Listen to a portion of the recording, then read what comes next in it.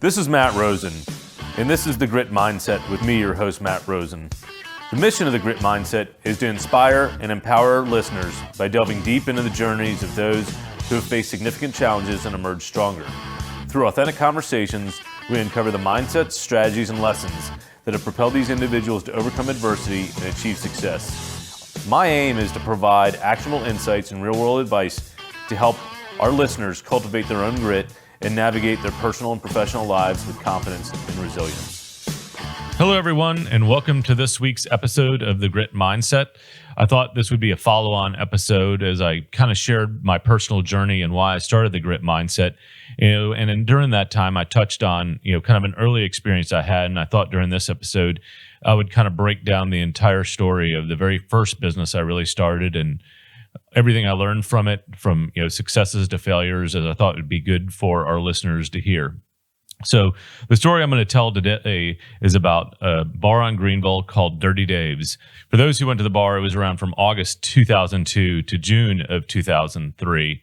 And it was an idea that started with me and a guy that I'll just refer to as Dirty Dave to protect the innocent. But for those of you listening that know who Dave is, that's all good. So Dave and I were actually out at, we're very good, close friends and spent a lot of time together and hung out together a lot in our 20s and, always talked about different ideas. He was kind of a serial entrepreneur that would open up different things and had lots of little businesses. And so, he and I were kicking around the idea of, hey, we should start something. At the time, I was selling IT consulting services, a lot of e-commerce and networking infrastructure. And at the time we started talking, it was when the industry was starting to go into decline. During the tech bubble burst at the end of 2000, planes hit the World Trade Center in 2001, and the industry got thrown into turmoil for about 3 years. And so I was looking for a different way to make money. In fact, during 2000 and 2001, I had a very successful career, was doing quite well financially, was in my mid-20s.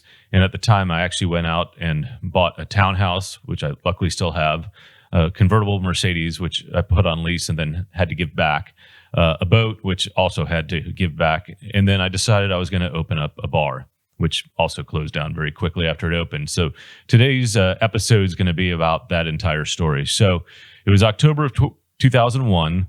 I was getting a break outside of Dallas. We actually went out to the Calf Fry. So those of you who may have been to Texas Tech or gone out there for a Calf Fry, it's a real fun outdoor event. And that evening, we went to a place called Tom's Daiquiri, which I think is still around. It is a popular daiquiri bar for the Texas Tech students in town of Lubbock. And they've got a bunch of really, really good daiquiris. And as Dave and I were sitting there, after a day of hanging out at Calf Fry, we're like, this would be really cool to open something like this in Dallas. And he's like, yeah, I bet Tom would give us the recipes. And well, lo and behold, Tom had no interest in parting with his recipes, but the idea stuck. And during the spring of 2002, Dave went out and actually found someone silly enough to invest with us. And for this episode, we'll call him Mark to protect the innocent. So anyhow, Dave, Mark, and I went on this adventure of coming up with basically the idea to have a daiquiri bar in Dallas, Texas.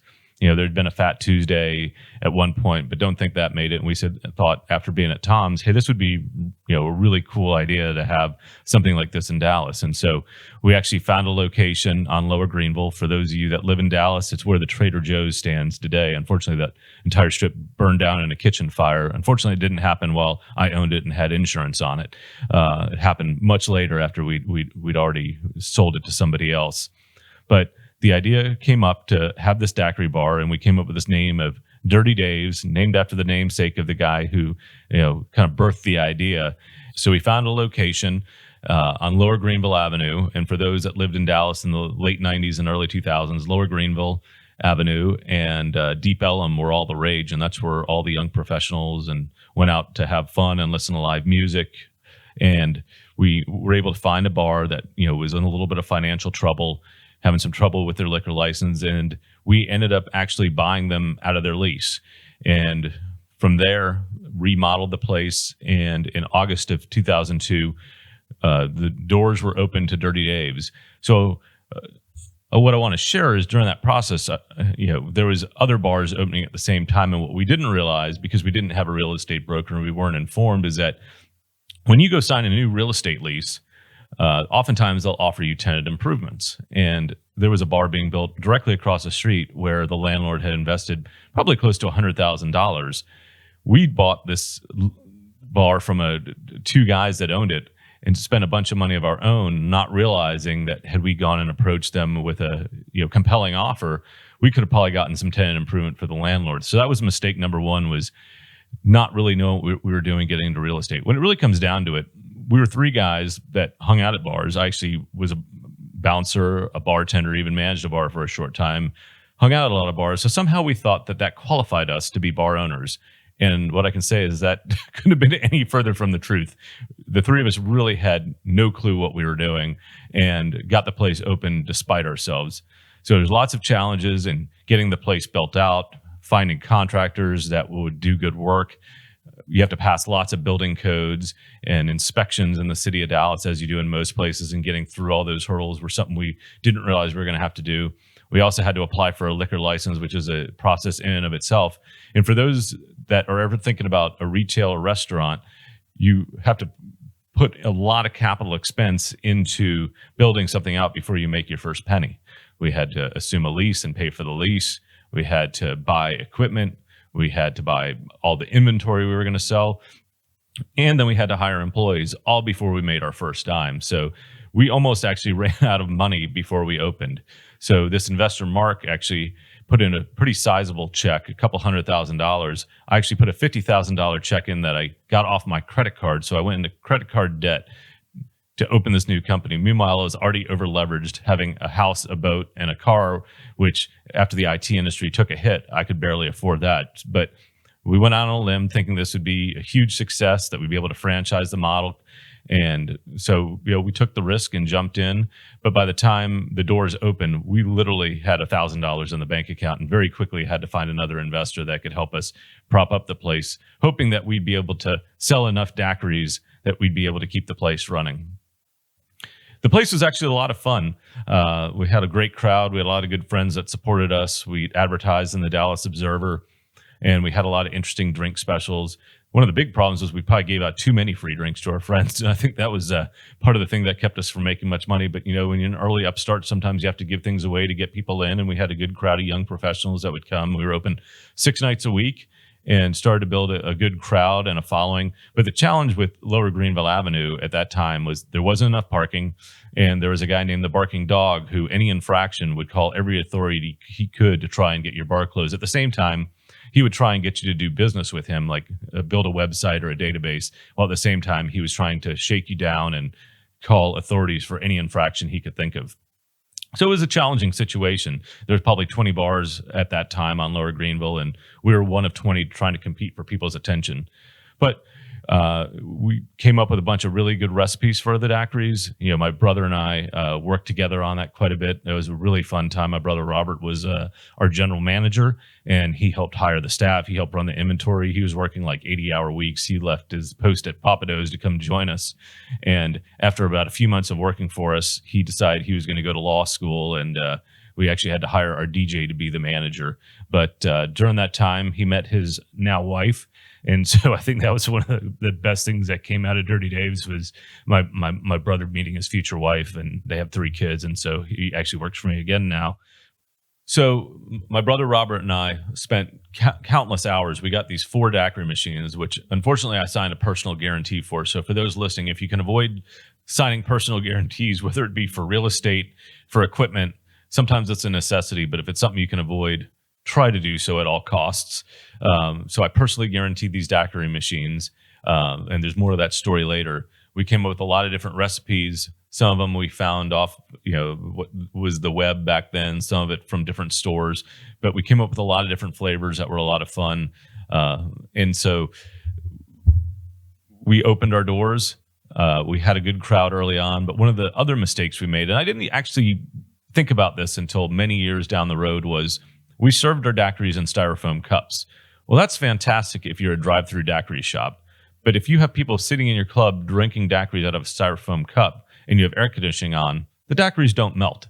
So oftentimes we would only sell 2 to 3 daiquiris a night, and they're $7-8 a piece. The margin on those was great, but they never freaking melted.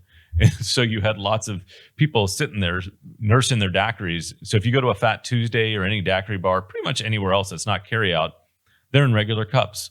People want the daiquiris to melt. They don't want them to last unless it's a takeout. And so as I reflect back on what we did wrong, I think that was one of the biggest mistakes we made.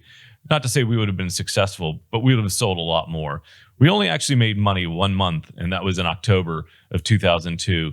And from there, we slid directly into the red and stayed there for the rest of the time.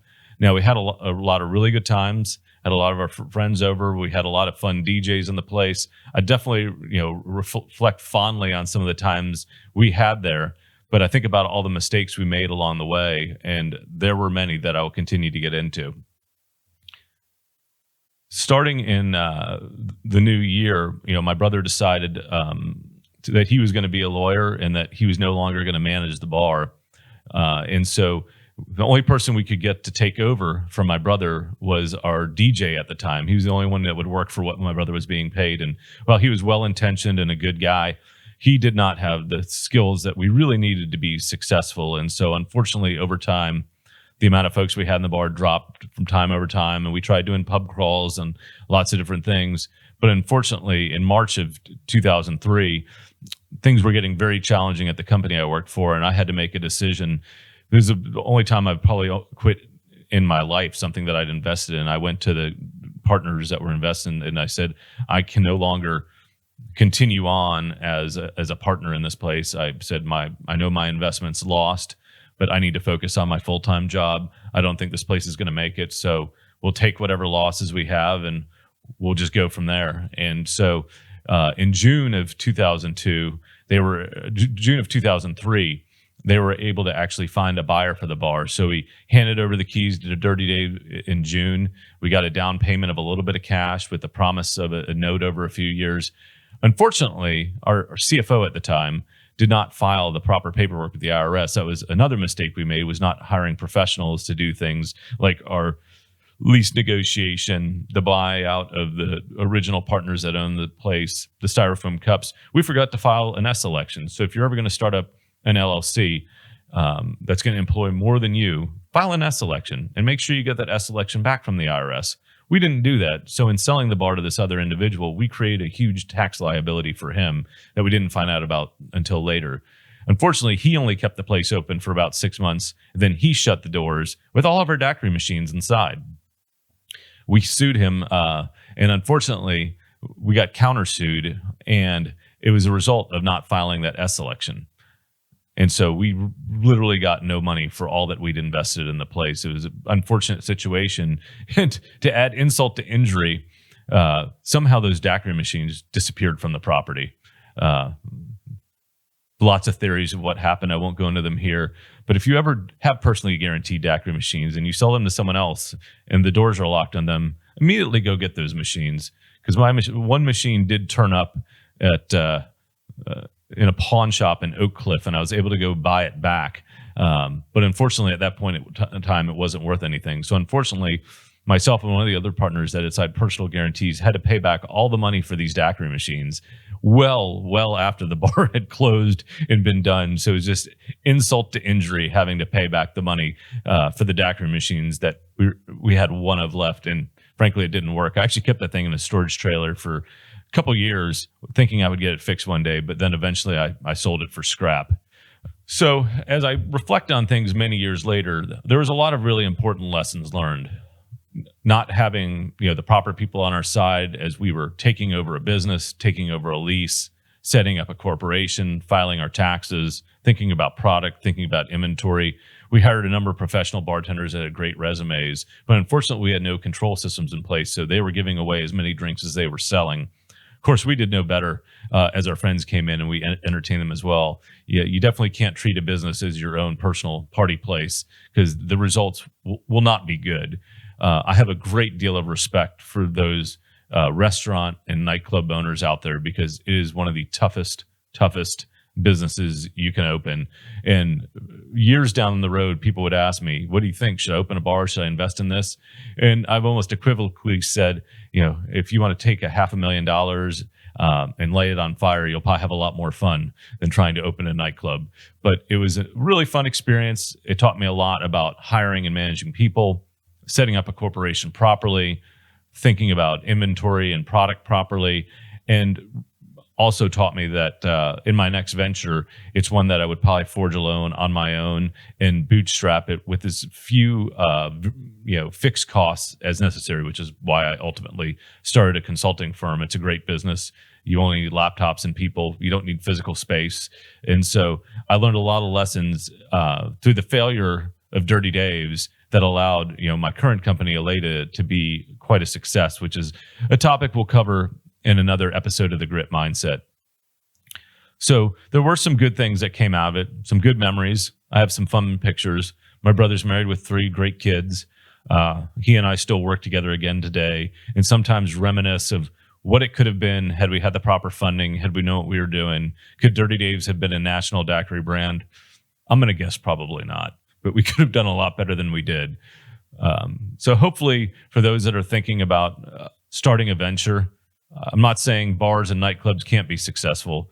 It's just a very difficult and challenging endeavor, more so than any other business I've ever tried to take part in. And there are a lot of lessons learned along the way that made me much smarter when embarking on my next business opportunity. As for Dave, unfortunately, as of today, we still barely talk. And that'd be another lesson learned, is going into business with friends can be challenging.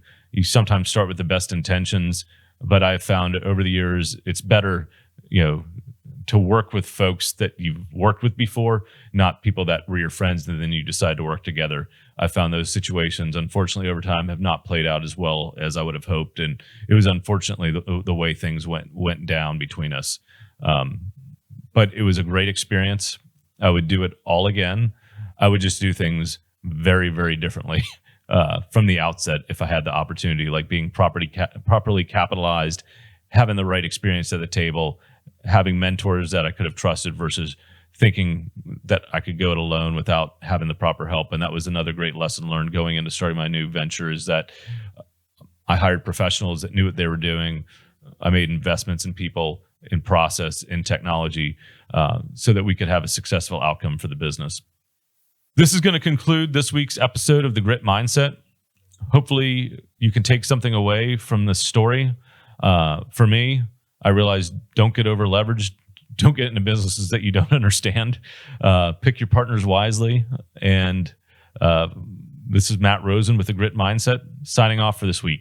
Stay gritty out there.